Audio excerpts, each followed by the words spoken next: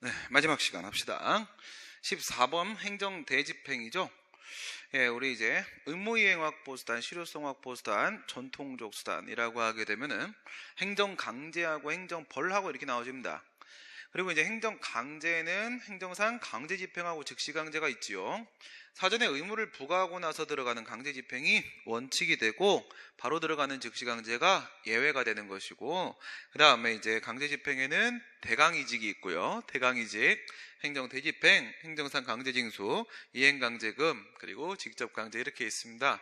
예, 그중 가장 많이 나오는 게 이제 대집행 문제죠. 대집행. 예, 대집행 요건 생각을 해보시고요. 예, 대집행 계고 처분부터 쭉 들어갑니다. 철거 명령을 했단 말이야. 네, 불법 건축물이다. 그래서 철거해. 이렇게 했어요. 네, 의무를 불이행했죠. 의무를 불이행해서 행정 대집행 들어갔어요. 행정 대집행 들어가면 이제 계고가 있고, 그 다음에 대집행 영장에 의한 통지, 확정이 이렇게 있고, 그 다음 대집행 실행, 강제 철거가 있고, 예, 그 다음 비용 납부 명령 이렇게 이제 있을 겁니다. 예, 이렇게 있는데 여기에 있는 이제 이 계고를 한번 볼게요. 계고. 예, 계고 통지구요, 확정 통지구요, 대집행 실행은 권력적사 실행이죠. 비용 납부 명령은 급부 하명입니다. 전부 다 처분이고요. 물론 철거 명령은 자기 하명이니까 처분 맞겠죠. 예, 이런 식으로 들어갔을 때 이 계고 처분의 요건 한번 끌고 들어가 볼게요. 요건 끌고 들어가게 되면 계고서가 되게 특이하게 되어 있죠. 계고서는 예, 요상한 구문으로 되어 있습니다. 예, 요상 구문 이렇게 들어가죠. 요는 행정대집행의 요건을, 예, 계고는 대집행의 출발을 알리는 거니까 그때 요건이 갖춰져 있었어야 되는 거고, 상당한 기간이 또 보장이 돼줘야 되죠. 예, 그 다음에 구체적으로 특정을 해야 됩니다. 대집행의 내용과 범위를 구체적으로 특정을 해야 되고, 그 다음 문서로 이루어져야 되죠. 문서로 안 나오면 무효입니다. 그 다음 요 행정대집행의 요건 이제 다시 4개 나누죠. 4개 나눠가지고 공작보형이죠. 공작보형. 공은 공법상의 의무 불이행해야 되는 것이고, 대체적인 자기 의무 불이행해야 되는 것이고, 그 다음 보충성 원칙 충족돼야 되고, 예, 이익 형량 이렇게 되어 있습니다. 예, 물론 이제 계고 같은 경우 요거는요 행정대집행법 3조 1항, 그 다음에 행정대집행의 요건은 행정대집행법 제2조, 예, 이렇게 이제 규정이 되어 있을 겁니다. 예, 그 다음에 이런 생각을 한번 해보겠습니다. 이거 철거 명령으로 생각을 하시게 되면은, 이 이제 불법 건축물이 앞에 이제 떨어졌을 거 아니야? 이게 이제 불법 건축물이에요. 예, 불법 건축물이어서 그래서 이제 철거 명령을 했는데, 우리 건축법 제11조 1항에 보게 되면 뭐라고 돼 있어? 건물을 지으려면 허가를 받아야 된다. 이렇게 돼 있잖아. 그쵸? 예, 건축을 하려면 무엇을 받아라? 건축 허가를 받아라. 거꾸로 돌립니다. 대우죠. 예, 대우해양조선 뭐 이게 아니고요. 대우 이렇게 들어가면 뭐예요? 허가를 받지 않았으면은 건축을 해서는 안 된다. 이게 나오잖아. 예, 반대 해석했습니다. 이렇게 이제 반대 해석을 하게 되면 여기서 이제 금지 의무가 부과가 된 거예요. 부작위 의무. 여기서 예, 금지 의무가 이렇게 부과가 된 겁니다. 부과가 됐는데, 만약에 이렇게 불법 건축물을 지어버리잖아요. 불법 건축물 지으면 여기에 뭐가 있냐면, 이 금지 의무를 예, 위반했다라고 했을 때 벌칙 조항이 있어요. 벌금 부과 등의 예, 벌칙 조항이 인정이 되고 있거든요. 인정이 되고 있는데, 이 철거 명령 있지? 철거 명령 여기 보시다시피 이 행정대집행의 요건, 예, 대체적 자기 의무 불이행이 되잖아. 자기 의무에 되는 거잖아. 지금 여기서 문제가 되는 것은 얘는 무슨 의무가 되고 있어? 얘는 부작위 의무잖아요. 불법 건축물이라는 것은 이거는 이제 부작위 의무의 문제야. 부작위 의무의 문제고, 행정대집행은 이거는 자기 의무의 문제죠. 대체적 자기 의무 불이행, 여기는 자기 의무의 문제로 이렇게 간단 말이에요. 그럼 이 중간에 이 친구가 부작위 의무를 자기 의무로 바꿔줘야 되는 과정이 필요하죠. 그러니까 이 친구가 이제 무슨 명령이야? 예, 자기 의무로 바꿔주는 전환 명령이란 말이야. 전환 명령. 그럼 얘는 침익적인 행위지. 침익적인 행위면 법률 요구 원칙 적용되니까 이 친구의 근거로서 철거 명령 전환 규범이 필요하겠죠. 건축법 제 79조 1항 얘기하는 겁니다. 79조 1항에 있는 전환 규범, 법률 요구 원칙 적용되니까 근거가 이렇게 필요할 거란 말이야. 예, 요 정도면 이제 풀 수 있어. 첫 번째, 퇴거 의무. 내가 점유를 해제하고 나가야 돼. 예, 점유 인도 의무. 뭐 같은 말이야. 뭐예요? 도시공원 시설, 매점. 내가 매점 매점 이제 특허를 받고 운영을 하고 있었어. 한강공원에서 하고 있었는데 이제 내가 나가야 되는 거야. 뭐 철회가 됐다라거나 나가야 된다. 그럴 때 대집행이 되냐 이거죠. 어디에서 깨졌습니까? 행정대집행의 요건 중에서 공작보형의 요게 깨졌죠. 저것은 자규의 의무는 자규의 의무인데 저거는 비대체적인 자규 의무잖아요. 비대체적 자규 의무. 부자규 의무는 무조건 비대체적 의무고 자규 의무는 대체적인 거하고 비대체적인 게 나눠지죠. 타인이 대신할 수 있느냐 이거야. 타인이 대신할 수 없죠. 저거 가능하려면 뭐 해야 돼? 직접 강제해야 되는 거죠. 직접 강제. 직접 강제된 개별법의 근거가 따로 있어야 되는 거고요. 대상 안 되는 게 맞고 건물 철거 명령 및 철거 대집행 계고를 한 다음에 이에 불응을 하자 2차, 3차 계고를 했다라면 철거 의무는 처음에 뭐 하는 겁니까 지금? 네, 왜 그러는 거예요? 전원을 연결을 하거나 전원 장치를 준비를 수업하다 갑자기 그러시면은 안 되죠? 네, 제가 컴퓨터 전문가여서 해결을 했습니다. 이렇게 해가지고 뭘 했어 내가 방금. 여기서 2차 3차 계고를 하였다면은 철거 의무는 처음에 한 철거 명령 및 대집행 계고로 이미 발생을 했기 때문에 철거 명령으로 발생했어요. 계고로 발생한 거 아니에요. 계고로 발생한 거. 근데 이제 이걸 틀렸다고 하면 안 돼. 그것 때문에 틀렸다고 하면 안 돼. 왜냐하면 이 이거를 통지라고 보시는 분들도 계시고요. 이걸 하명이라고 보시는 분들이 계세요. 하명이라고 보시는 분들이 이 계고에서 의무 부과가 된다라는 식으로 말씀하시는 분들이 있거든. 그거를 이제 그 사람의 개인적인 견해야. 그걸 틀렸다고 말하면 안 되는 거야. 맞는 걸로 처리하고 지금 하는 거예요. 맞는 걸 처리하고. 무슨 얘기인지 이해가 돼요? 이게 통지잖아. 통지야. 통지는 확인 공증 통지 수리 준법률행위자 행정이죠. 우리가 알고 있는 거는 이것도 통지고 이거는 권력적 사실행위, 그러니까 수인 의무 부관 하명이고 얘는 급부 하명, 돈 내라고 하는 거니까 하명이고 이렇게 되는데 이거를 이제 통지로 봐버리게 되면은 3조 1항에 있는 계고를 했죠. 계고를 했으면 3조 2항에 있는 대집행 영장 통지가 가능해져. 그러니까 판례는 통지로 봐. 통지를 보니까 판례는 계고가 나오면 그 행정청은 3조 2항에 대집행 영장 통지를 할 수 있는 권한이 인정된다. 그런 측면의 법적 효과가 발생해서 이거는 처분이다. 이렇게 말을 해요. 근데 이거를 하명이라고 보는 사람들이 있단 말이에요. 하명, 마치 철거 명령처럼 이것처럼 하명이라고 보는 사람들이 있어요. 그건 그냥 그러려니 해주세요. 그 정도는 받아들여 주시고 그래서 대집행 계고로 이미 발생을 했고 그 이후에 2차, 3차의 계고를 했다는 거야. 2차, 3차의 계고. 그러니까 이분이 지금 의무 부과하는 문제로 처리를 하다 보니까 이런 말이 또 나온 거야. 새로운 철거 의무를 부과하는 것이다. 이런 말이 나온 거거든요. 그게 아니라 판례식으로 치게 되면 뭐야? 2차나 3차 계고에 의해서 새롭게 대집행 영장 통지를 할 수 있는 권한이 생긴 게 아니다. 이렇게 표현을 해야 되는 거야. 판례식으로 하게 되면 대집행 영장 통지 권한의 발생 문제로 가야 되는 거야. 이분은 지금 철거 의무 부과 문제로 처리하고 계신 거예요. 그냥 그 정도는 이제 그러려니 해주시고, 그 다음에 대집행 기한을 연기하는 통지에 불과하다. 이거는 별도의 법적 효과를 발생시키는 게 아니기 때문에 처분이 아니다. 이렇게 지금 얘기를 하고 있는 거죠. 그렇죠? 여기서 이제 1차 계고, 최초 계고만 처분인 것이고 2차, 3차 계고는 아니다. 모두 마찬가지. 강제징수에서 독촉 여기 들어오잖아. 독촉, 압류, 공매, 청산 이렇게 들어갔을 때 역시 최초 독촉은 처분이지만 통지, 2차, 3차 독촉은 처분이 아니다라는 판례도 있죠. 그 얘기를 좀 하신 거고. 관계법령에서 금지 규정 및 그 위반에 대한 벌칙 규정을 두고 있다. 이거 보세요. 금지 규정 이거잖아. 금지 규정. 11조에서 건물 지으려면 허가받아라. 허가 안 받았으면 건물 짓지 말아라고 내가 해석할 수 있지. 그럼 이게 금지 규정이야. 금지 규정이고 이거 위반하면 벌금 부과하도록 돼 있단 말이에요. 벌칙 규정이 이렇게 있어요. 벌칙 규정을 두고 있어. 그래, 그렇게 돼 있어요. 금지 규정 위반 행위에 대해서 시정명령, 이거 철거명령, 시정명령에 대한 권한에 대한 규정이 있지 않은 경우에, 만약 이게 없다면, 79조 1항 이게 없다면 말이에요.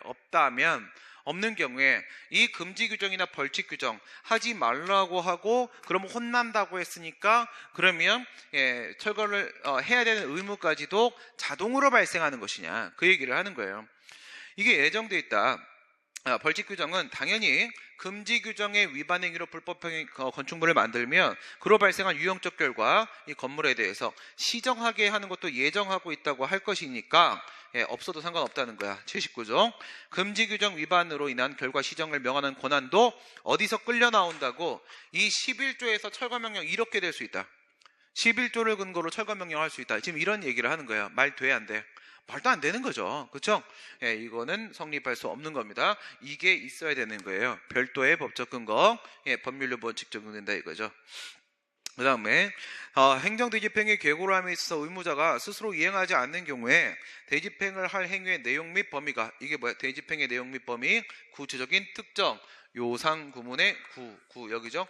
대집행의 내용과 범위에 대한 구체적인 특정이 이루어져야 되는데, 계고하려면 그 내용과 범위는 계고서 그 한 장만 가지고 판단되는 게 아니라 계고서 앞에 나왔던 전후, 그 다음 나중에 나온 전후 송달 문서 등의 내용을 다 종합적으로 판단해서 알 수 있으면 되는 거 아니냐. 그렇죠. 한 장의 문서로서 가는 건 아니다. 이거죠. 이건 계고만 그런 게 아니죠. 그 다음에 이제 15번. 네, 그러네요. 또 컴퓨터 전문가니까 내가. 네, 컴퓨터 전문가인데 이거를 썼기 때문에 빠른 속도로 컴퓨터 전문가.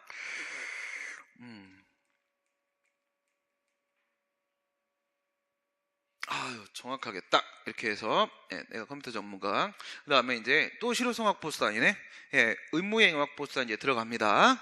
질서 위반 행위에 대해서 과태료를 부과하는 근거 법령이 개정됐대. 이거는 이제 질서 위반 행위규제법 제3조 말하려고 하는 거예요. 3조. 이거 되게 특이한 친구죠. 원래는 행위시의 법을 적용시키는 게 맞잖아. 그런데 특이한 친구예요. 행위시의 법률에 의하면 과태료 부과 대상이었지만은 재판시의 법률에 의하면 부과 대상이 아니게 됐을 때 개정법률의 부칙에서 딴소리하지 않는 이상 행위시의 법률을 적용하도록 명시하는 등의 특별한 규정이 없으면 그럼 재판시의 법률을 적용한다. 구법하고 신법하고 뭘 적용한다는 거예요 지금? 신법 적용한다는 거야. 신법. 더 유리하게 개정됐으면 유리하게 개정된 법률을 적용하라고 하는 거예요. 원래 이거 일반 이론에 따르면 이거 아니에요. 이거 아니에요. 계속 행위시법 적용하는 게 맞는 거예요. 맞는 건데 이건 질서 위반 행위규제법에서 이론을 3조에서 꺾어버린 거야. 어쩔 수 없는 거지 뭐. 그래서 이거는 3조 2항 얘기인데 3조 3항도 있어요. 3조 1항에서는 행위시를 적용하라. 정상적인 것처럼 얘기하다가 2항에서 이딴 소리하고 3항에서는 더 들어가. 이게 무슨 말이냐면 이렇게 봐봐요. 얘가 질서 위반 행위를 했어요. 질서 위반 행위를 했어. 그러니까 법규 위반 행위를 했다는 거야. 법규 위반 행위를 했죠. 그 다음에 이제 과태료 부과 처분이 나왔어요. 과태료 부과가 나왔습니다. 그리고 나서 이 과태료 부과에 대해서 얘가 만약에 이의제기를 한 거야. 이의제기를 해서 과태료 재판 넘어갔어요. 60일 안에 이의제기하죠. 그래서 여기서 이제 과태료 재판에서 과태료 부과하는 게 맞다라는 결정이 나온 거야. 과태료 재판이 나왔어요. 그리고 뒤쪽이야. 뒤쪽이고 이제 여기에 판결이 결정이 나오겠죠. 과태료 재판은 결정 방식이죠. 이렇게 나온단 말이야. 이렇게 했을 때 지금 여기서 뭐라고 얘기했니? 재판시의 법률. 저건 이제 판결시가 아니라 결정시의 법률을 얘기하는 거예요. 결정시의 법률. 이게 여기서 법이 개정되었을 때 있죠. 1번. 그 다음에 여기서 2번. 그 다음 3번. 여기서 법이 개정되었을 때 물론 이제 유리 변경입니다. 유리하게 변경이 된 거예요. 이제는 질서 위반이 아니야. 이렇게 돼버린다라거나 이렇게 유리하게 변경이 되었을 때 이 1번 부분 여기가 바로 3조 2항이에요. 3조 2항. 이렇게 되면 신법 적용하라. 신법 적용해서 과태료 부과하지 마라. 이거야. 부과하지 마라. 그러니까 여기서 뭐 한다고? 더 이상 질서 위반 행위가 아니게 됐으면 과태료 부과하지 말라. 이렇게 돼 있고 그 다음에 여기서 이렇게 개정되었을 때 또 신법 적용하라고 돼 있어요. 또 신법 적용하라고 해서 3조 3항에 이렇게 가게 되면 이미 부과가 된 거잖아. 이게 확정이 됐다라거나 이 결정이 확정이 됐어요. 이 과태료 재판에. 그런 상황이라고 할지라도 이 뒤쪽까지 더 들어갈 수 있는데 여기서 또 개정돼도 돼요. 뭐냐면 과태료 재판 이거 그냥 재판 이렇게 하고 그럼 뒤를 빼볼까요? 이거 결정으로 이렇게 나왔다고 치고 결정 여기도 포함되거든. 결정 나왔다 치고 이렇게 되잖아요. 그러면 이 처분이 이 과태료 부과 처분 이게 확정됐을 수도 있고 그다음에 이게 확정됐을 수도 있죠. 이게 항고제기 안에서 확정되거나 이게 60일 안에 이의제기 안에서 확정되거나 그래서 부과한 거 맞는 걸로 확정 끝 했어도 법이 개정되면은 뭐 하지 말라고요? 집행 징수하지 마라. 돈 받지 마라. 이렇게 돼 있어요. 이렇게 지금 그 얘기를 하고 있는 겁니다. 매우 특이한 부분이죠. 우리 법령 암기했던 그 내용입니다. 예, 그 다음에 건축법상의 이행강제금은 시정명령의 불이행이라는 예, 건축법 여기서 이렇게 들어간 거지. 여기서 시정명령 이렇게 했죠. 이건 지금 행정대입행으로 갔죠. 그래서 철거명령을 이행을 안 하면 어디로 갈 수가 있어요? 예, 어디로 뭔 소리? 예. 철거명령 이행 안 하면 그쵸. 여기서 이제 대집행이 있으니까 헷갈리네. 예. 이행강제금 이렇게 갈 수 있죠. 이행강제금 이거는 건축법 제 80조 이렇게 갈 수 있죠. 철거명령을 했는데 철거를 안 하고 있다? 그럼 이행강제금 들어갈 수 있단 말이야. 그러면 이행강제금을 이렇게 부과를 한다. 이행강제금은 시정명령의 불이행이라는 과거의 위반 행위에 대한 제재이기 때문에 아니죠. 이거는 과거의 잘못에 대한 응징이 아닙니다. 과거의 잘못에 대한 응징은 행정벌이고 이거는 장래 의무를 이행을 확보하기 위한 행위예요. 장래를 향한 행위죠. 장래를 향한 행위. 건축주가 장기간 시정명령을 이행하지 않았다면은 그 기간 중에 시정명령의 이행기회가 제공되지 않았다가 뒤늦게 이행기회가 제공된 경우라 하더라도 그 이행기회가 제공되지 않은 과거의 기간에 대한 이행강제금까지 한꺼번에 부과하면 죽인다. 알겠어요? 이러면 죽여도 됩니다. 상대방. 예. 그거는 살인죄가 성립이 안 돼요. 이 정도면 죽여도 돼요. 그냥. 예. 무슨 짓을 하는 거예요? 여기서 기회를 부여하지 않았다는 것은 바로 뭐다? 계고를 하지 않았다. 이거지. 계고란. 이행강제금의 핵심은 심리적인 압박을 가하는 거지 부과를 하는 게 목적이 아니에요. 계고가 목적이지 부과가 목적이 아니란 말이에요. 이렇게 했을 때 여기서 이제 철거 의무를 이제 불이행을 했단 말이야. 응? 이렇게 불이행을 했어요. 불이행을 했는데 건축법 같은 경우에 연 2회 범위 내에서 계속 반복할 수 있어요. 1년에 2번씩. 그럼 여기서 이행강제금을 부과하게 되면 이렇게 가야 된다고 했지. 계고 1 들어간 다음에 그런데도 만약에 의무를 이행 안 해 부과 1. 근데 얘가 그래도 또 의무를 이행 안 해 계고 2 들어가고 부과 2 이렇게 간다고 했어요. 계고는 무조건 계속 따라 붙어야 된다고 했어요. 계속. 여기서 이제 계고 3 이렇게 간단 말이에요. 계고 3 그 다음에 부과 3 요까지만 할까? 요까지. 그 다음에 조르륵 이렇게 간다고 쳐. 했는데 이 친구가 지금까지 사실은 이게 이 철거명령 사건 판례는 아닌데 여기다가 이제 엎은 거야. 섞었는데 이것만 한 거야. 이거 안 했어. 이거 안 했어요. 기회를 주지 않았어. 기회를 주지 않았는데, 근데 이게 만약에 한 번에 500이라고 쳐봅시다. 한 번에 500을 부과하는 거라고 쳐보세요. 500을 부과한다.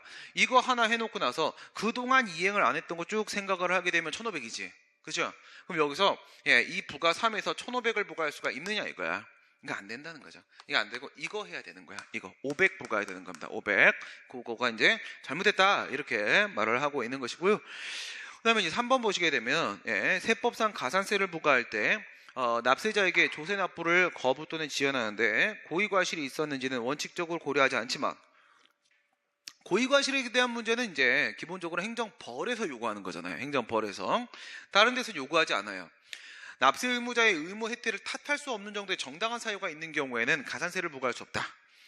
가산금하고 가산세하고는 좀 다르죠. 가산세는 신고 납부 방식의 세금에 있어서 그 신고 의무를 제대로 이행하지 않았을 때, 성실히 안 했을 때 세금의 형태로 부과하는 거야. 세금의 형태로. 그런데 이 가산세에 대해서 판례가 좀 특이한 얘기를 했어요. 이건 행정벌이랑 비슷한 거다. 이런 얘기를 했어요. 이건 행정벌이랑 비슷한 측면이 있다. 그렇기 때문에 정당한 사유가 있는 경우에는 부과하지 않을 수 있다라고 얘기를 했습니다. 부과할 수 없다. 근데 이런 식의 문제는요.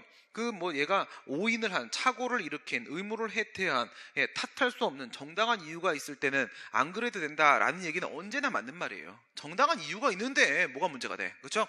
정당한 이유가 있을 땐 괜찮다라는 말은 언제나 맞는 지문입니다. 언제나 맞는 지문이니까 그냥 넘어가시면 돼요. 이럴 때. 알겠어요?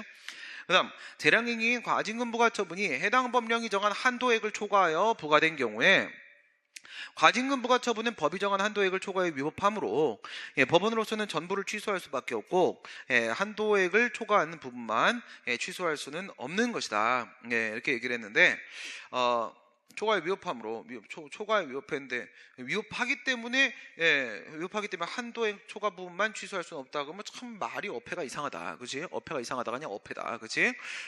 어쨌든 뭐예요? 전부 취소할 수밖에 없는 거는 맞는 말이죠. 전부 취소할 수밖에 없는 말은 이건 좀 국어 실력 좀 부족하신 교수님이 좀 내신 것 같은데 국어는 잘해야 돼요, 그렇죠? 우리나라 사람이 영어는 좀 못해도 그렇지만 국어는 잘해야 됩니다. 제 주관입니다. 그래서 이거 같은 경우에는 무슨 얘기를 하는 거예요? 일부 취소 판결을 하려고 하게 되면 그죠? 일부 취소 판결은 바로 우리 행정소송법상의 변경이죠. 변경. 4조 1호에 있는 변경 판결이에요.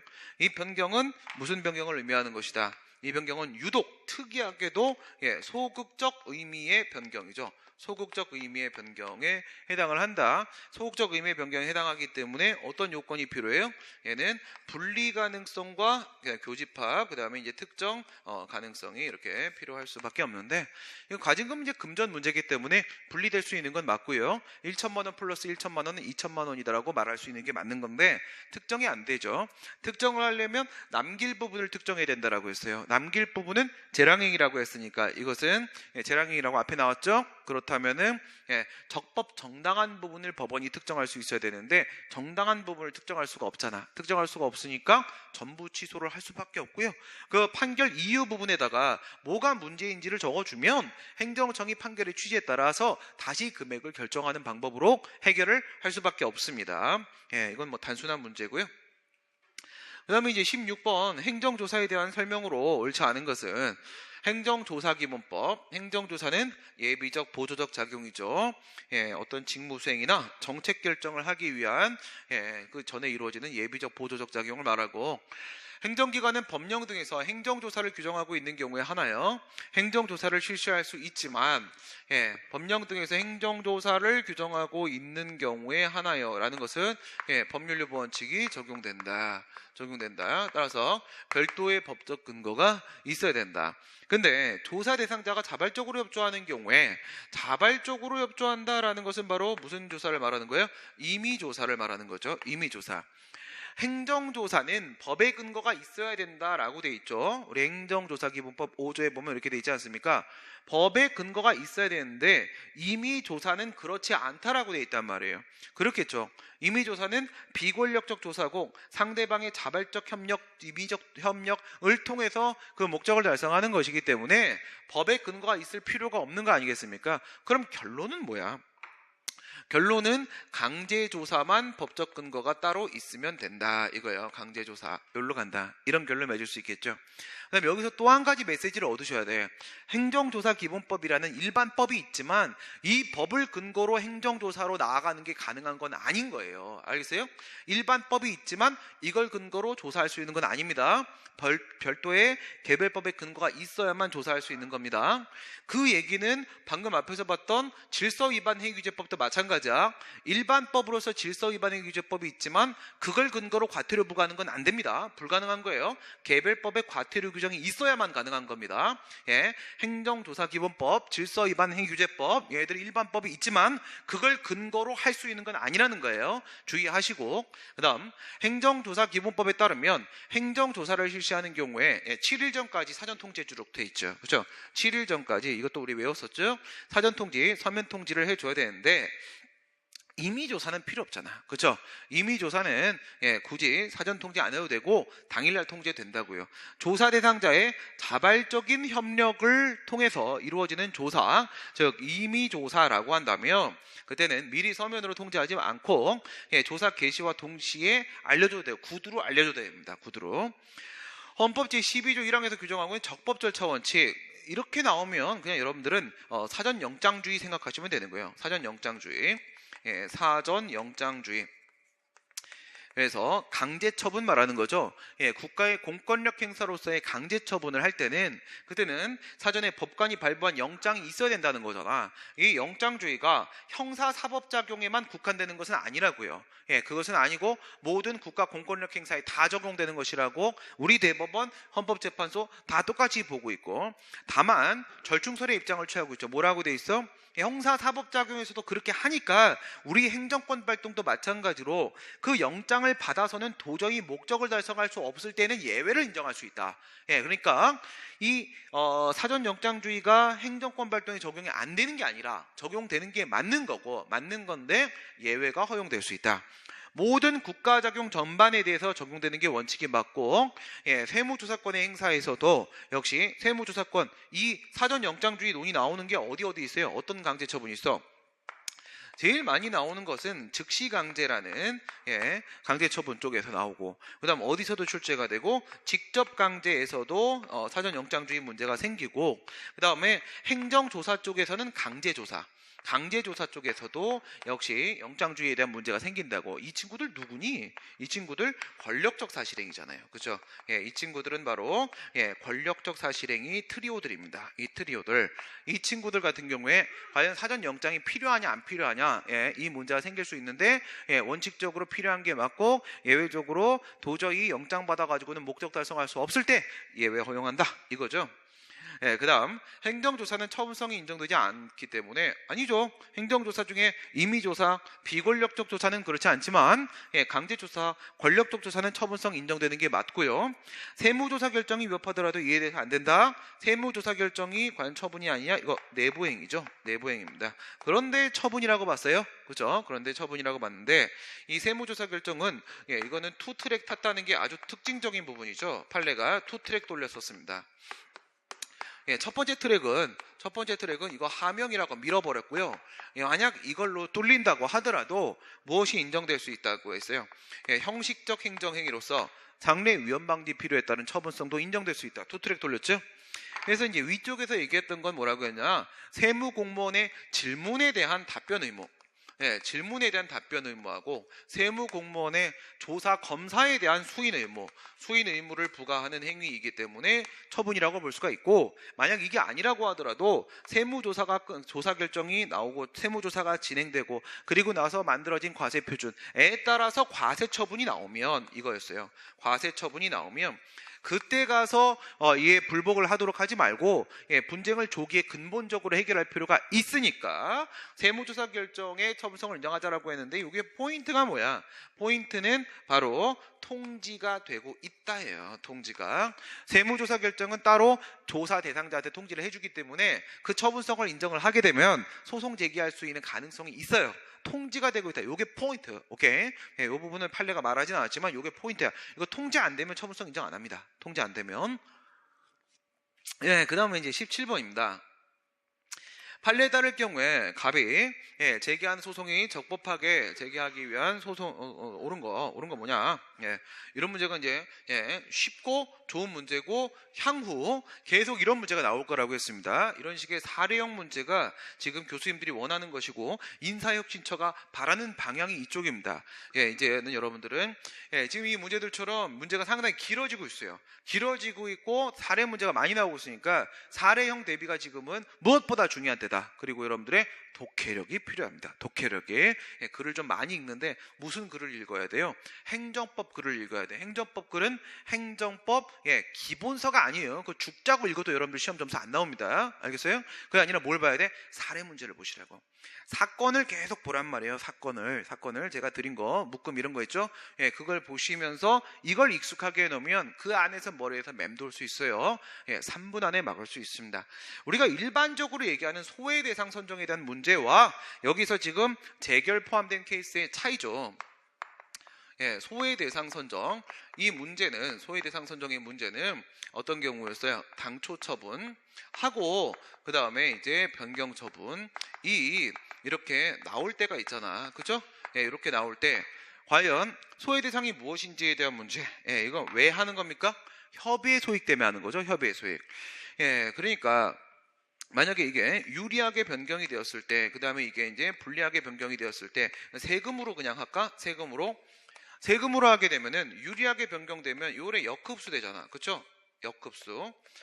거꾸로 흡수되고, 만약에 불리하게 변경되면 세금이라고 하게 되면 이렇게 흡수되잖아요. 그쵸? 흡수. 그러면 효력이 어디 있니?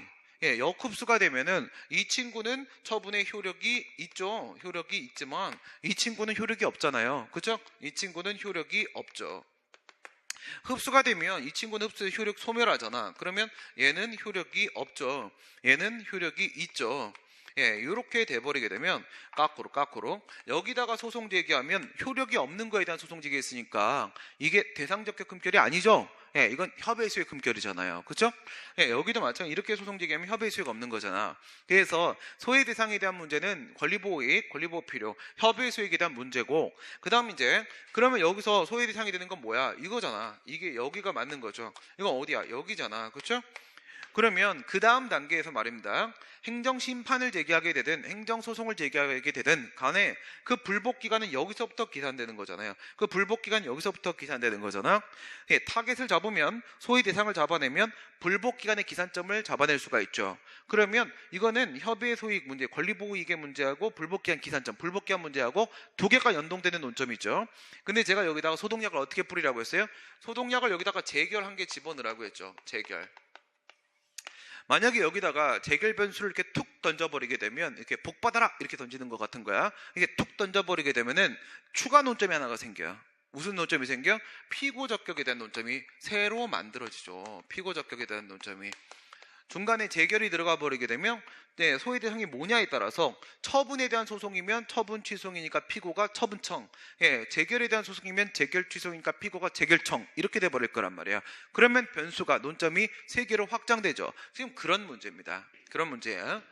A시장은 2016년도 12월 23일 식품위생법 위반을 이유로 갑에 대해서 3월에 영업정지 처분을 했는데 저 친구가 맨 처음에 나온 당초 처분이야. 3월에 영업정지 처분이 이렇게 나왔습니다. 3월에 영업정지 처분이 이렇게 나왔고 이 친구가 바로 당초 처분. 당초 처분이 이렇게 나온 겁니다. 초딩. 그 다음에 날짜가 언제냐면 2016년도 12월 23일입니다. 얘가 이제 어땠을까? 어떻으면 좋지? 위에다 쓰는 게 좋겠네. 2016년도 12월 23일 이게 처분이 나온 날이고요. 그 다음에 2016년도 12월 26일이 바로 처분의 효력이 발생한 날이에요. 2016년도 12월 26일은 제 친구 생일인데, 요게 바로 이제 효력이 발생한 날이고, 이거는 이제 처분이 나온 날이고, 이렇게 됩니다. 효력 발생일이 중요한 문제는 뭐지? 효력 발생일은 불복기간 기사는 효력 발생일로부터 시작하는 거잖아. 그치? 이 날이 뭐니까? 있은 날이니까. 있은 날이고 상대방의 입장에선 안 날이 그 날이잖아. 그치? 여기가 이제 더 중요해. 그 다음에 행정심판을 였다가 이제 청구를 했는데 행정심판위원회가 2017년도 3월 6일 A시장 갑에 대해서 한 3월에 영업정지 처분을 2월에 영업정지 처분에 가르면 과징금부과 처분을 변경하라는 일부 인용의 제기를 했답니다. 그죠? 여기서 이제 변경 명령 제결이 나온 거예요. 일부 인용으로 이제 등장을 한 게, 일부 인용으로 나타난 게 처분 변경 명령 제결, 변경 명령 제결이 나왔습니다. 취소 심판이었겠지, 그렇죠? 변경 명령 제결은 43조 3항에 있는 취소 심판의 일부 인용 제결이죠. 요게 이제 나온 날짜가 언제냐? 2017년도 3월 6일입니다. 3월 6일이고 그 재결서의 정보 3월 10일입니다. 그러니까 얘는 2017년도 3월 6일 요때 처분이 나온 거고, 처분이 나왔고, 그 다음에 2017년도 3월 10일이죠? 10일. 10일 날 효력이 발생했어요. 발효. 그러니까 기산점 잡으면 여기 10일 이쪽이 되는 거죠. 그러니까 이제 명령을 했잖아. 명령을 했으면 일반적 기속력입니다. 이거는 재처분 의무가 아닙니다. 일반적 기속력 부과가 됐으니까 처분 청구에 따를 수밖에 없고, 그리고 나서 A시장은 재결의 취지에 따라서 2017년 3월 13일 이렇게 들어갑니다. 3월 13일 날 과징금부가 처분했습니다. 이제 시킨 대로 한 거죠. 그래서 이제 여기서 이렇게 하지 말자. 죄송합니다. 네, 죄송합니다. 여기가 변경 명령 제결. 변경 명령 제결. 이것도 이런 거 좀 안 맞으면 제가 또 많이 싫어해가지고. 그럼 뭘로 바꾸라고 했냐? 2월로 바꾸라고 했냐? 그죠? 2월로 바꿔라. 그죠? 2월에 영업정지. 이렇게 한 거예요. 2월에 영업정지에 해당하는 과징금. 이렇게 하라고 했습니다. 과징금으로 바꿔라. 이렇게 한 거고. 그 다음에 이제 여기서 이제 2월에 영업정지가 나온 거야. 과징금이 나온 거야. 그치? 과징금을 바꿔라. 이렇게 했으니까, 과징금 부과처분이 이렇게 나왔습니다. 과징금 부과처분 이렇게 나왔고, 이제 요게 이제, 변경처분이 나온 거죠. 얘가 변경처분이, 아이고, 힘들어. 이렇게 나온 거예요. 날짜 또 남았네. 날짜는 17년도 3월 13일. 2017년도 3월 13일 이렇게 했는데 송달 날짜 없어. 그러면 그냥 이날이 그냥 처분된 날이고, 이날이 그냥 처분 나온 날이고, 또 이날이 또 발효 날이야. 예, 문제에서 이렇게 말하면 예, 그냥 이날이에요. 이날 하나로 끝난 거예요. 이렇게 했다. 그 다음에 이제 예, 나한테 왜 그래? 하면서 취소를 제기하려고 한다. 무엇이 돼? 이렇게 되잖아. 그럼 보세요. 이 앞에 거하고 맨 뒤에 게 처분이죠. 중간에 얘가 재결이죠. 얘가 재결이잖아. 재결. 그렇지? 그럼 이제 우리 어떻게 해야 돼요? 한 놈만 패세요. 알겠어요? 혼자 있는 새끼부터 먼저 패는 겁니다. 예, 처분 두 놈이니까 이거 무서워요. 예, 재결 먼저 조집니다. 너 누구냐? 하니까 나는 일부 인용이야. 이렇게 얘기를 하는 거야 지금. 그죠? 얘는 지금 일부 인용 재결입니다. 일부 인용 재결이고, 근데 지금 내가 소송에서 뭘 주장하냐? 주체 절차 형식이냐? 내용이냐? 난 제재를 받을 이유가 없단 말이야. 이랬잖아. 그죠? 그랬으니까 내용의 위법을 주장하고 있는 거예요. 내용의 위법이죠. 그러면 일부 인용 재결의 내용의 위법에 고유한 위법이 인정돼야 안 돼요? 원칙적으로 인정이 안 되잖아. 그쵸? 일부 인용 재결에 내용상하자라고 하게 되면 고유한 위법이 인정 안 되니까 이건 소외 대상이 아닌 거야. 날려먹었지? 이제 두 개 남은 거야. 예, 이 친구하고 이 친구 하고 뭐 어떻게 해야 되는 거야? 모르겠다. 얘하고 예쁜 그림 안 나오네. 중간에 얘가 막아서 이 둘 중에 뭐냐는 거야. 둘 중에. 그러면 이거잖아. 유리한 변경. 그치? 유리한 변경이잖아. 3월이 2월로 줄은 거잖아.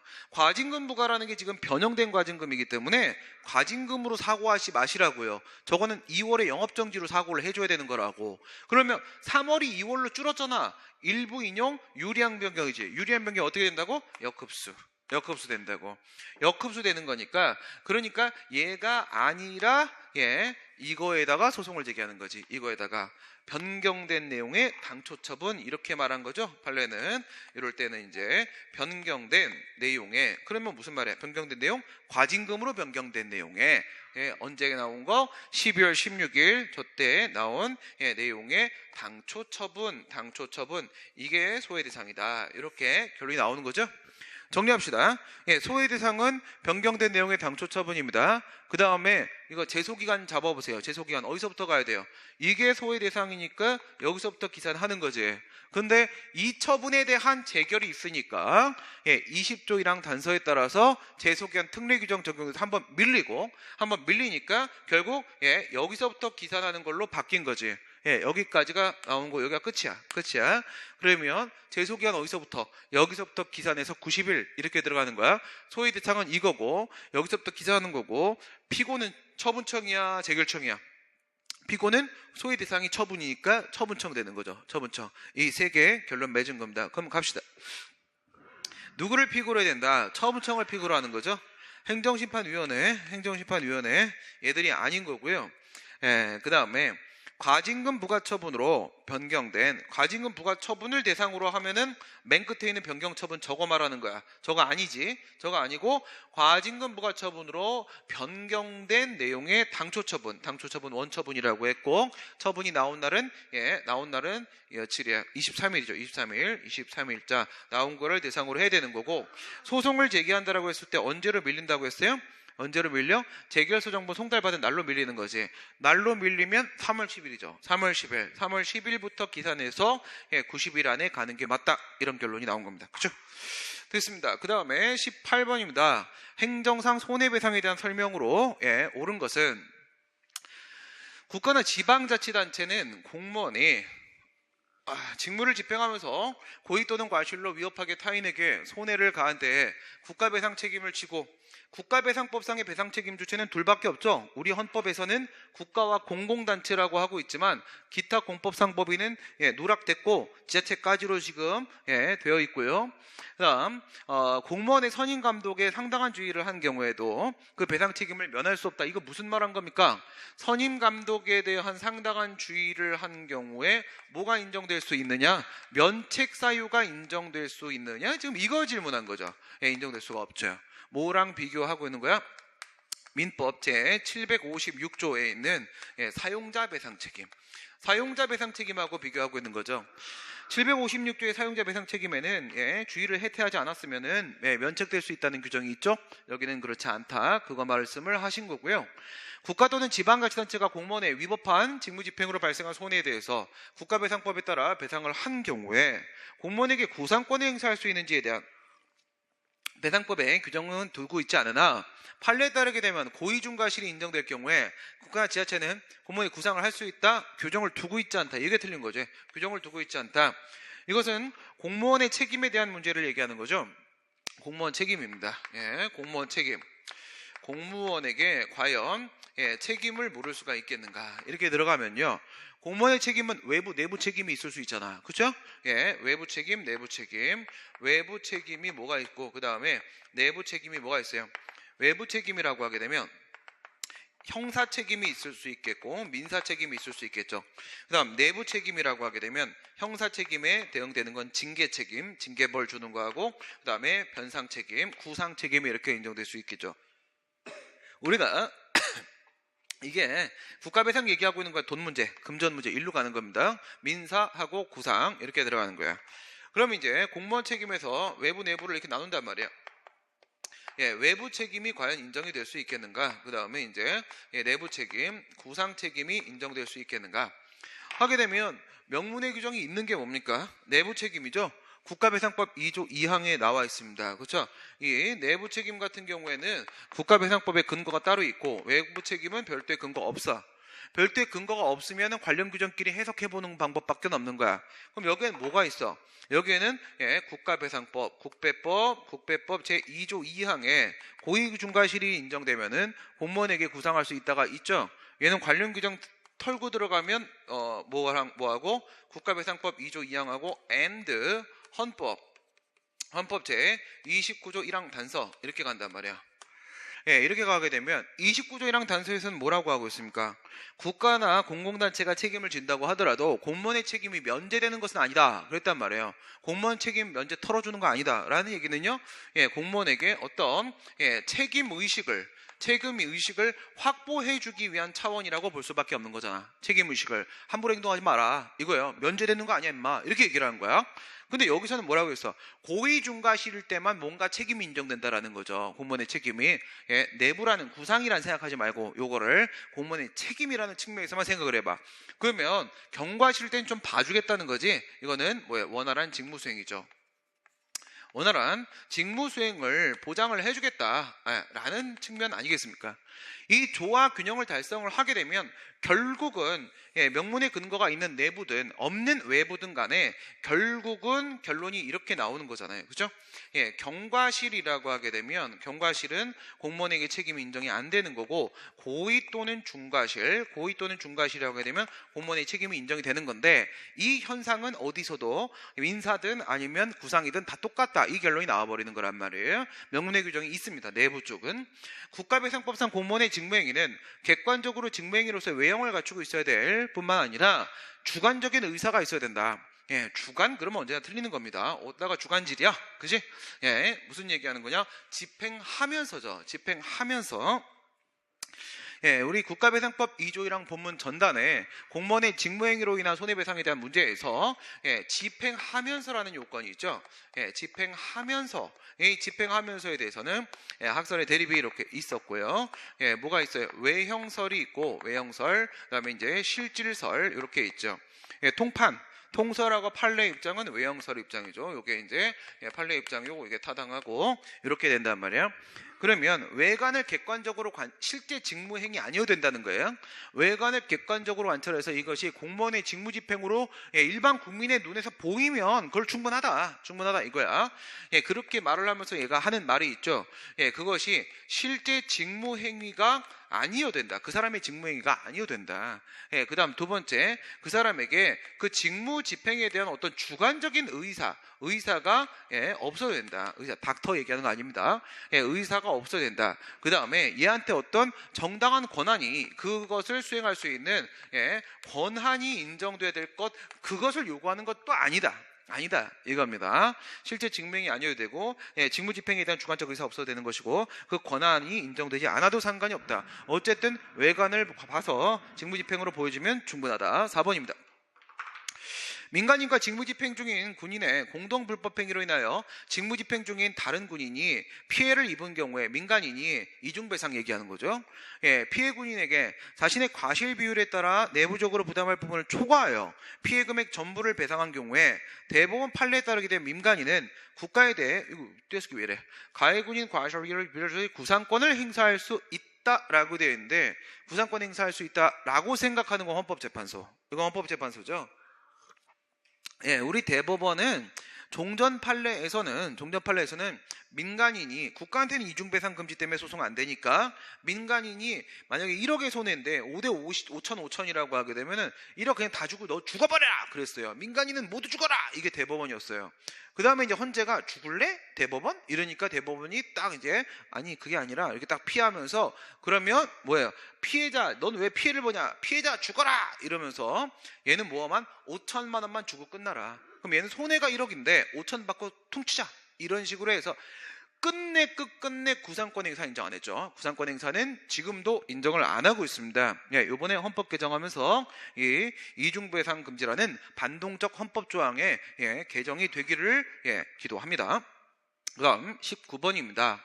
신고에 대한 설명으로 옳은 것은 신고는 사인이 행하는 공법행위로서 공법행위, 사인의 공법행위죠. 사인이 공법적 효과 발생을 목적으로 하는 행위입니다. 이것도 좀 조심해야 됩니다. 왜? 신고에는 금지 해제적 신고가 있고 그다음 정보 제공적 신고가 있고 그렇게 있잖아. 그치? 금지 해제는 법적 효과가 맞지만 정보 제공은 아니기 때문에 정보 제공적 신고는 사인의 공법행위가 아닙니다. 사인의 공법행위가 아닙니다. 행위가 아니므로 행정절차법에는 신고에 관한 규정을 두고 있자. 뭐 이거 아까 했던 거잖아. 그치? 뭐 그럴듯하게 말을 살짝 돌리네. 쏙을 뻔했다. 신입처지에죠. 신고, 행정상 입법 예고, 처분 절차, 행정지도, 행정예고 이게 바로 행정절차법이 규율하고 있는 5개 내용이죠. 신고의 수리는 타인의 행위를 유효한 행위로 받아들이는 행정행위를 말하며 이는 법률행위적 행정이다 라고 얘기를 했는데 여기서 이렇게 말해버리면 요 신고는 무슨 신고예요? 요 신고는 요거는 이제 수리를 요하는 신고죠. 자기완결적 신고라고 하게 되면 그 수리가 아예 행정행위가 아닌 거고, 그 다음에 위에서 지금 행정절차법에 있는 요 신고는 무슨 신고야? 요거는 자기완결적 신고죠. 이거는 본래적 의미의 신고로서 행정절차법에 있는 건 자기완결적 신고. 이게 수리를 요하는 신고여야지 우선 수리가 처분이 될 수 있는 거고, 여기는 이거 넣어줘야 되죠. 준 넣어줘야 돼요. 준. 확인공정통지 수리의 그 수리입니다. 준법률 행위적 행정행위죠. 물론 또 조심해야 될 것은 외부 변수가 동시법령 적용돼가지고 또는 인허가 의제제도가 적용돼가지고 그래서 수리를 요한 신고로 바뀐 유니크한 경우에는 수리가 법률 행위적 행정일 수도 있어요. 있긴 한데 원칙적으로는 준법률 행위적 행정이죠. 행정절차법상 사전통지의 상대방인 당사자는 행정청의 처분에 대해서 직접 그 상대가 되는 자를 의미하므로 그렇죠? 당사자 우리 아까 전에 봤어요. 봤습니다. 기억나시죠? 행정절차법 같은 거 거기서 당사자 등한테 하는 거라고 했어요. 사전통지나 의견청취나 거기서 당사자는 저번에 직접 상대방, 등은 이해관계인이죠. 행정절차에 참여한 이해관계인. 당사자는 직접 상대방 맞아요. 직접 상대방을 의미하므로 식품위생법상 영업자 지위승계 신고를 수리하는 행정청은 영업자의 지위를 이전한 종전의 영업자에게 사전통지를 할 필요가 없다. 이건 외형상으로는 그렇게 보일 수가 있지만 그것은 아니라고 했죠. 그러니까 여기 이제 행정청이 이렇게 있지 않습니까? 행정청이 이렇게 있는데 사법관계에서 유효한 양도계약 체결을 했다고 하게 되면 했다 안 했다 떠나서 아무튼 간에 사법관계에서 양도계약을 했다라고 주장을 하는 양수인 쪽에서 말입니다. 이 양수인 쪽에서 여기 양도인이 있어. 양도인이 이렇게 있습니다. 이 양수인 쪽에서 이제 행정청한테 뭘 하겠어요? 식품위생법 39조 3항에 근거해서 영업자 지위승계 신고를 이렇게 할 거 아니겠습니까? 그렇죠? 지위승계 신고를 해. 그랬더니 이제 얘가 무엇을 했냐면 얘가 수리 처분을 했단 말이에요. 이 수리가 바로 준법률 행위적 행정으로서 수리입니다. 이게 준법률 행위적 행정으로서 이렇게 수리가 될 수 있는 이유는 그 신고의 요건 안에 무엇이 포함되어 있기 때문에 유효한 양도계약 체결이라는 뭐가 들어가 있다고? 실질적 요건이 들어가 있다. 실질적 요건이 들어가 있기 때문에 수리를 요하는 신고가 되는 거죠. 그럼 이 수리는 말이에요. 이 수리는 이렇게 나온 거잖아. 이렇게. 그렇죠? 얘한테 이렇게 수리가 나온 거잖아. 수리 처분 이렇게 나왔단 말이야. 그럼 얘가 신고를 했고 수리 처분을 얘한테 이렇게 한 거니까 외형상으로 보게 되면 이 친구가 처분의 직접 상대방이고 이 친구는 처분의 제3자로 보여질 거 아니겠습니까? 그렇죠? 상대방에 대한데 제3자니까 아니지 않냐? 지금 이런 얘기를 지금 한 거 아니겠습니까? 예, 이렇게 했는데 외형상으로는 그래요. 그렇죠? 예, 외형상으로 보게 되면 얘는 그냥 제3자야. 제3자. 예, 얘는요. 예, 직접 상대방 이렇게 된단 말이야. 근데 그게 문제가 아니라는 거죠. 우리 판례는 이 수리는 무엇을 의미한다라고 했어요? 이 수리라는 것은 말이에요. 이 수리라는 것은 영업 허가자의 변경, 영업자의 변경, 영업 허가자의 변경을 의미하며 따라서 그 안에는 무엇이 포함된다? 이 안에는 양도인에 대한 영업허가 철회, 영업허가 철회하고 플러스 양수인에 대한 신규 영업허가가 이렇게 결합되어 있는 것이다라고 했잖아요. 이렇게 결합되어 있는 것이다. 예, 여기에는 영업허가 철회, 여기에는 신규 영업허가 이렇게 결합되어 있는 것이다. 이렇게 결합되어 있는 거라고 보게 되면은 사실은 이 수리가 누구도 상대방을 하고, 예, 이거 이제 실질로 보게 되면 실질 이렇게 보게 되면은 얘는 이 수리는 여기도 향하고 있는 거고 여기도 향하고 있는 거고 이렇게 볼 수 있는 거야. 그러니까 예, 실질로 보게 되면 양도인도 제3자가 되는 것이고 그다음에 양도인도 제3자야. 예, 그죠, 큰일 날 뻔했다. 예, 양도인도 상대방이 되는 것이고 그다음에 양수인은 물론인 것이고 이렇게 되는 거잖아요. 그래서 우리 판례 입장은 여기죠.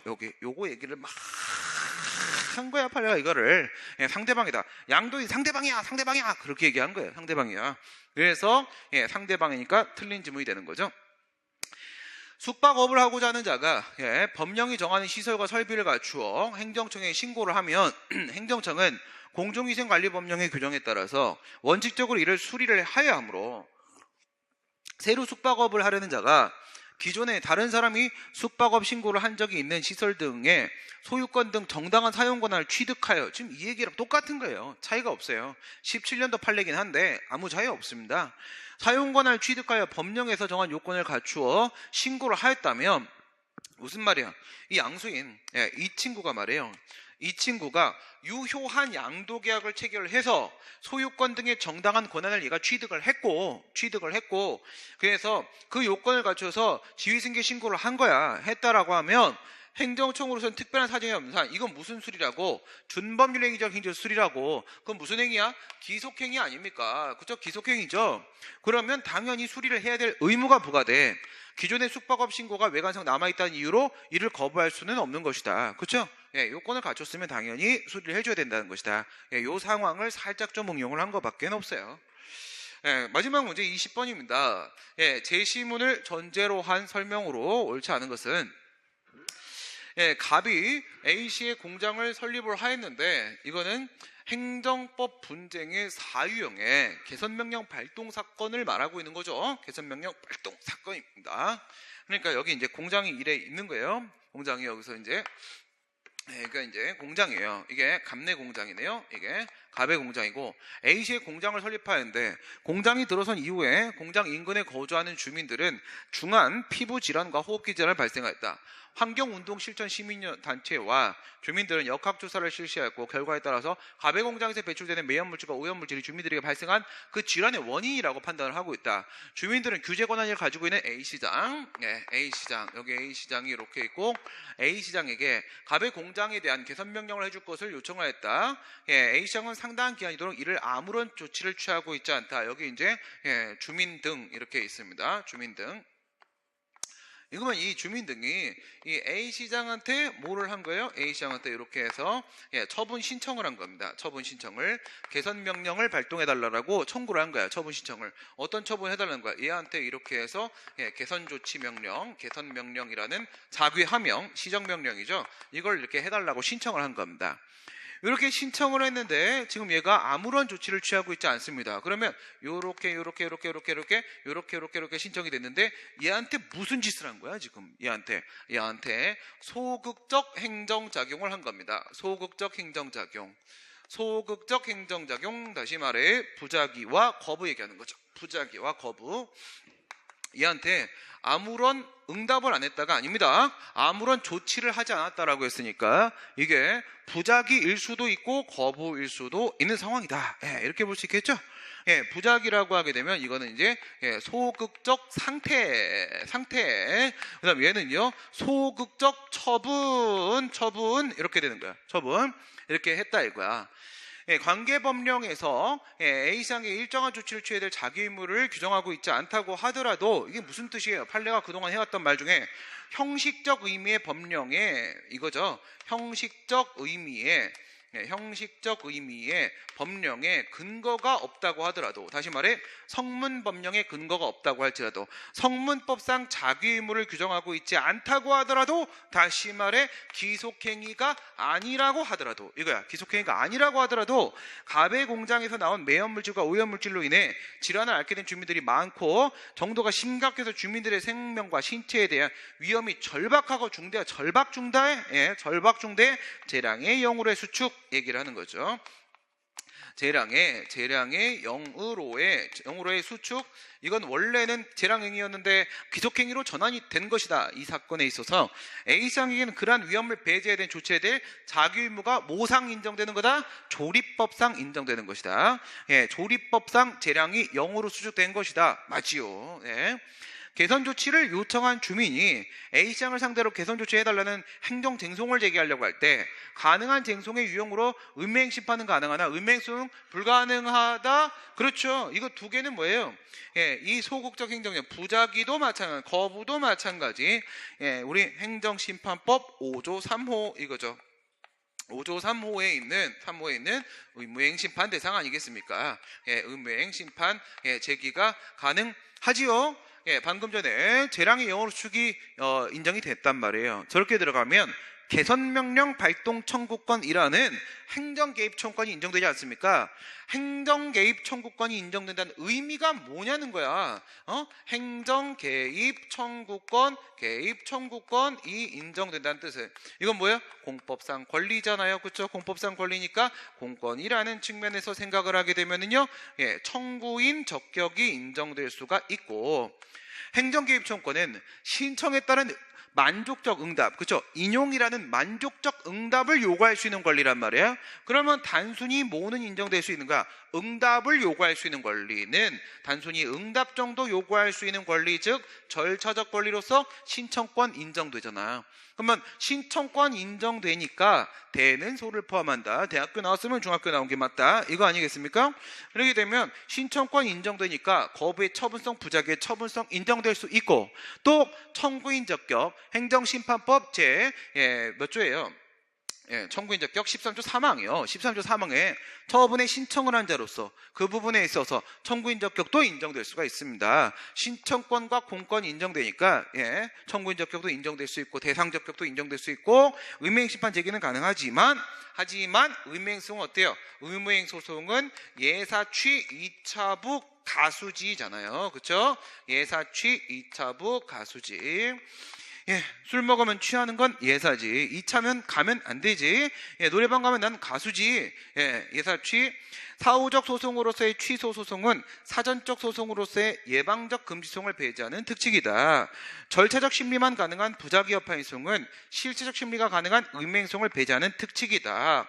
소극적 효력만 인정되는 집행정지는 적극적 효력이 인정되는 가처분을 배제하는 특칙이다. 여기서 뭐 걸고 들어가는 거예요? 2차부 이거죠. 부작위 여파인 소송은 의무행 소송을 배제하는 것이다. 인정될 수 없으니까 의무행 소송은 안 될 테고, 가배 공장에서 배출된 물질 때문에 피해를 입은 주민이 A시장의 부작위를 원인으로 하는 국가배상을 청구한 경우에 국가배상 책임이 인정되기 위해서는 A시장의 자기의무 위반이 인정되면 충분하고, A시장이 그와 같은 결과를 예견하여 그 결과를 회피하기 위한 조치를 취할 수 있는 가능성까지 인정돼야 되는 것은 아니다. 가능성까지 인정이 돼야 합니다. 이게 바로 무슨 사건? 재량의 영으로의 수축 사건이에요. 재량의 영으로 수축 사건. 지금까지 제가 설명드린 거하고 조금 다른 각도 접근해 볼까요?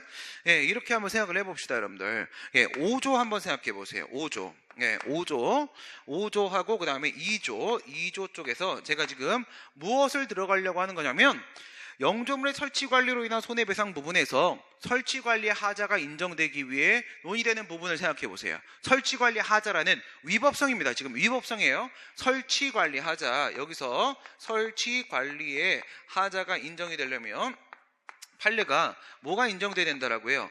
통상 갖추어야 할 안전성이 결여가 돼야 되고, 안전성의 결여가 있어야 하며, 그 다음에 교집합으로 뭐가 인정돼야 된다라고 했어요? 예, 관리 의무 위반이 존재해야 된다. 예, 안전 의무 위반, 안전확보 자기 의무 위반이 존재해야 된다. 이렇게 말을 하지 않습니까? 더 들어가지 않겠습니다. 여기까지 보시고, 그 다음에 이렇게 들어가시게 되면 여기서 지금 위법성을 판단함에 있어서 이 하자라는 5조 쪽에 국가작용의 하자를 판단하는 데 있어서 이 관리의무 위반이라는 얘기를 했거든요. 관리의무 위반, 이게 뭔지를 생각해 보세요. 요거 한번 찍고 들어가 보시고, 그 다음에 2조 쪽에서는 지금 무슨 말씀을 드리려고 하는 거냐면, 위법한 부작위에 따른 손해배상 청구예요. 예? 위법한 부작위에 따른 손해배상 청구에 서로의 손해배상에 있어서 공통점을 찾아봐. 공통점을. 5조는 부작위하고 상당히 친밀하거든요. 예, 2조의 부작위는 5조하고 상당히 친밀해요. 어느 정도 친밀한지 한번 보여드릴까요? 예, 이걸 한번 보세요. 이제 여기 지워도 되겠죠? 예, 어느 정도 친밀하냐면 이 정도 친밀합니다. 대단하죠? 네, 그 정도예요. 지금 이게 엄청납니다. 지금 이게 뭐가 친밀하냐? 5조 쪽에 있어서 국가 등 있죠. 국가 등. 그 다음에 2조 쪽에 있어서는 공무원 이렇게 있지 않습니까? 공무원, 얘는 5조 문제야. 그 다음에 여기는 2조 문제입니다. 얘네들의 과실을 비교해 보세요. 국가 등 같은 경우에는 관리 의무 위반이에요. 안전확보 자기 의무, 관리 의무가 위반되면은 무엇이 인정되냐면 객관적 과실이 인정돼요. 객관적 과실. 물론 이 객관적 과실은 우리가 알고 있는 과실이 아닙니다. 이건 무과실의 일종입니다. 사법연수원교재에 그렇게 되어 있습니다. 이거는 무과실의 일종인데 이걸 학자들은 객관적 과실이라고 불러요. 객관적 과실. 공무원은 뭐를 위반해야 돼? 공무원은 주의 의무를 위반하면 뭐가 인정돼? 주관적 과실이라는 게 2조에서 등장을 하지 않겠습니까? 그렇죠? 그러면 이 의무 위반이라는 것이 성립이 되려면, 무슨 의무 위반이든지 간에 의무 위반이 성립이 되려면 이 국가 등의 능력 범위 안에 있어야 되고 이 공무원의 능력 범위 안에 있어야 된단 말입니다. 오케이, 바리? 그러면 여기서 이렇게 들어가면은 관리 능력 범위 아니어야 된다고. 관리 능력, 국가 등의. 여기 같은 경우에는 그 공무원에게 기대할 수 있는 것이냐 이겁니다. 기대. 무슨 능력? 주의 능력. 평균적 공무원의 주의 능력을 기준으로 했을 때 주의 능력 범위 안에 문제가 된다는 겁니다. 이 안에 있어야지 위반이라는 게 성립될 거 아니겠어요? 그렇죠? 요 안에 위치하는 사건이어야 된다는 거야. 만약에 그게 아니라 여기서 이렇게 바깥의 상황이라고 한다면, 이 바깥의 상황이라고 한다면 얘네들의 입장에서 이게 바로 뭐가 되는 거예요? 얘네들의 입장에서는 불가항력의 문제가 되는 거예요. 불가항력. 국가 등 입장에서 위에 불가항력, 공무원 입장에서 밑에 불가항력 상황이에요. 나보고 어떻게 예측하라고. 내 슈퍼맨이 아닌데. 그죠? 이런 상황에서는 객관적 과실이든 아니면 주관적 과실이든 저딴 과실은 인정될 수가 없는 거라고요. 없는 거라고. 그러면 이런 식의 지금 이 주의 능력, 관리 능력이라는 것은 뭘 기준으로 봐야 되냐 이거야. 이거 어떻게 기준으로 봐야 되냐 이거예요. 뭘 기준으로 봐야 되는 거다? 그것은 바로 국가 등이 이러한 손해 발생을, 공무원이 이러한 손해 발생을 과연 예측할 수 있고 and 그것을 회피할 수 있었는가를 보라고요. 국가의 능력 범위를 500년 만에 내리는 강우량인데 그걸 어떻게 예측을 하냐 이거예요. 그렇죠? 국가의 능력 범위를 벗어나고 예측 가능성, 회피 가능성, 공무원의 능력 범위를 벗어나면 안 된다 이거야. 그런데 지금 여기서 보시다시피요, 5조 문제 같은 경우에는 이 위법의 문제를 얘기하면서 이 관리 의무 위반이라는 이 과실의 문제를 엮어 들어가잖아. 지금 엮어 들어가고 있잖아. 오케이? 위법성하고 과실하고 같이 움직인다고. 같이. 그런데 이 2조 이거 있지, 위법한 부작위에 대한 손해배상. 판례는요, 위법한 부작위에 따른 손해배상에서는 과실 검토를 안 해요. 과실 검토를. 항상 이런 말을 해.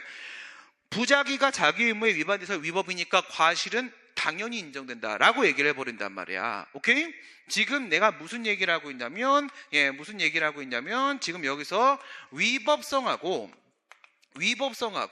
과실의 문제를 같이 움직이고 있을 때, 5조 원래 같이 움직이고 2조는 유독 위법한 부작위에 따른 손해배상에서만 판례가 같이 움직여. 법령 위반과 과실을 같이 움직인다면, 같이 움직일 때 얘네가 이 말을 던진다고. 판례가 내가 어저께 밤에 저기 판례를 좀 만났어요, 꿈에서.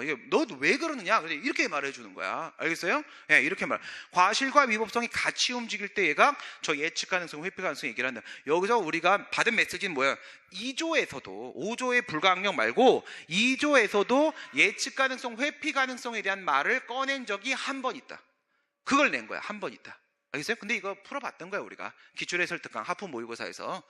예, 그 다음.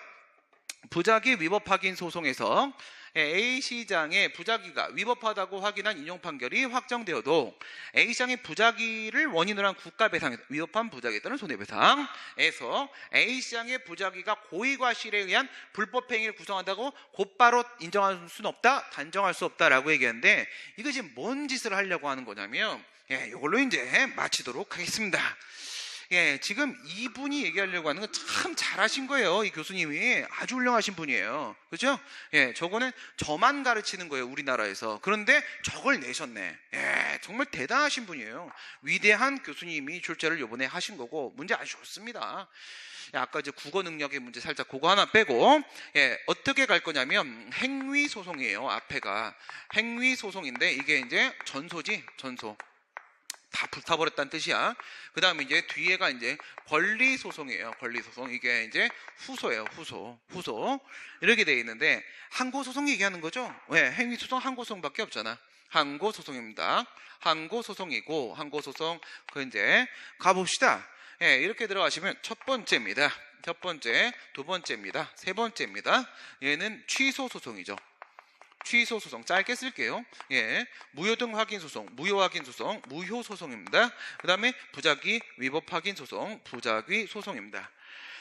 이런 경우에 문제를 낸다라고 하게 되면 사람의 머릿속에서 갈 수 있는 건 이 뒤쪽이 국가배상이에요. 이 뒤쪽이. 그 다음에 이제 또한 신의 영역이 아니면 여기는 부당이득이에요. 이렇게 낼 수밖에 없어요. 그 다음 이제 여기 같은 경우에는 신과 함께 한다면 여기는 국가배상입니다. 국가배상 이렇게 되는데 무슨 차이가 있냐? 취소 소송 같은 경우에는 이 국가배상이라는 게 위법한 자귀행위예요. 위법한 자귀행위. 여기 같은 경우에는 위법한 부작위행위, 부작위행위로 인해 손해가 발생했을 때의 국가배상 문제가 이렇게 됩니다. 이렇게 하면은 취소에서의 위법성하고 국가배상에서의 위법성하고 비교하면 어느 쪽이 더 폭넓게 인정돼? 국가배상이 더 확대 인정되잖아요. 확대 인정되니까 이건 세모야. 이건 동글탱이고 이건 X란 말이에요. X. 세모라는 것은 전소가 인용이 되면은 그 인용은 기판력이 미치지만 요거는 당연히 기판력이죠. 전후소 얘기했으니까 감 잡았죠? 기각 판결은 미치지 않는다. 근데 여기에는 무효확인송에서 인용 판결이 나왔을 때든 기각 판결이 나왔을 때는 무조건 기판력이 미친다. 그 다음에 부작위 위법행위송은 그게 인용 판결이든 기각 판결이든 국가배상 쪽으로 기판력이 전혀 미치지 않는다고. 왜? 얘는 뭐니까 얘는 절차적 심리만 하잖아. 응답할까 말까. 응답하라 1994 이거밖에 안 한단 말이야. 응답하라 1994 하는 애하고 얘는 뭐해? 얘는 실체적 심리를 하니까 서로 판단하는 내용 자체가 전혀 달라요. 전혀 다른데 어떻게 이미 판단은 끝났다는 논리가 성립이 될 수가 있겠냐고. 안 된단 말이야. 근데 지금 여기서 하는 말이 뭐냐면 그 고의 또는 과실로 인한 불법 행위를 구성하여 단정할 수 없다라는 이쪽의 판례 그 단정할 수 없다를 이 밑에 있는 부작위 위법행위송 이쪽에다가 살짝 걸치기 들어간 거예요. 걸치기. 그런데 무슨 아니라고 했으니까 맞는 말인 거야. 아니라고 했으니까 전혀 아니거든요. 전혀 아니거든. 그래서 이 부작위 같은 경우에는 전혀 기판력을 미치지 않기 때문에 맞는 말이에요. 맞는 말이에요. 그래서 취소용 쪽의 판례를 부작위 위법 확인성 쪽에다가 연결을 시켜가지고 이렇게 출제를. 좋은 예, 신경을 많이 쓰신 분입니다. 아주 잘하셨습니다. 예, 칭찬 한번 해드려요. 박수 한번 쳐드려야 돼요. 박수 한번 칠까요? 예, 안 칠까요? 예, 근데 내가 수업 끝났으니까 박수 치고, 그렇죠? 예, 이렇게 해서 우리가 마치도록 하겠고요. 예, 기출 해설이기 때문에 우리 하프 모의고사 때 보단 좀 길게 자세하게 좀 설명을 드리느라고 시간이 좀 많이 흐르긴 했습니다. 예, 요거 바탕으로 해서 이제 어떻게 움직이는지 아시겠죠? 지방직 어떻게 대비해야 될 것인가? 사례 준비 중심으로 여러분들 해주시고 조금 더 빨리 푸는 속도전에 여러분이 좀 더 신경을 써주시고 훈련, 트레이닝을 중심으로 남은 한 달 동안 여러분 준비해 주시면 되겠습니다. 또 지방직 해설 때 다시 만나 뵙도록 하겠습니다. 수고하셨습니다. 수고하셨습니다.